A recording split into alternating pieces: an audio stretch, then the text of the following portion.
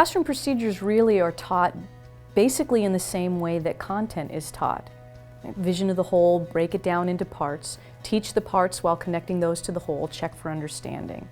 And while we all as teachers kind of understand that process as it relates to teaching content, we don't always put that much time and effort into teaching our procedures, because we're often working under the assumption that the kids already know how to raise their hands appropriately, come in and get working silently. And while they may intellectually already know those things, they still need to practice those things, the same way they practice reading and writing and public speaking. So my suggestions for teaching procedures are: start by introducing it. Get specific about what the expectation is for that procedure or routine. And then model it.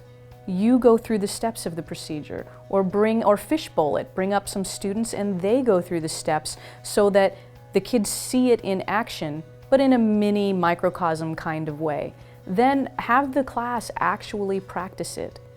If you're practicing or teaching the routine of how to come in and get started for the day, then have them stand up, pretend that the class has just begun, and have them go to their seats and start the warm-up or start the routine the way you want every day.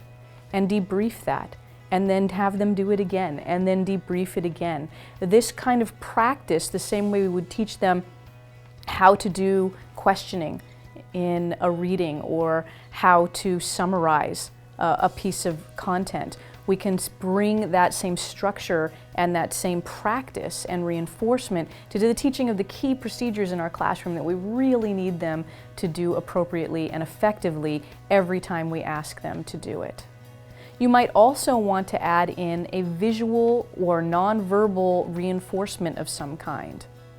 So if what I need from them is to raise their hands when they want to ask or answer a question and they're not doing that, I might teach them that procedure, practice that procedure with them, and then have an image or a visual of a student doing it correctly that I can reference when they're doing it incorrectly as a reminder, a visual reminder of what it is that I want from them and what it is we've practiced, so that they can self-correct their behavior around that procedure. Also, when you're practicing the procedure with students, you want to start off practicing it in an accountability-free environment, which means that there would be no consequence for not doing it correctly. For example, if I'm trying to teach my students how to respond to a particular sound signal, which means get quiet and bring your attention back to me, when I introduce it and practice it initially, there won't be any consequence for those students who don't do it correctly, because they're still learning what I want and how I want it. But after a few practices, maybe after an hour or a period if you're teaching secondary, the next day or in the next hour of instruction, I have to be clear with them what the consequences will be for students who don't comply.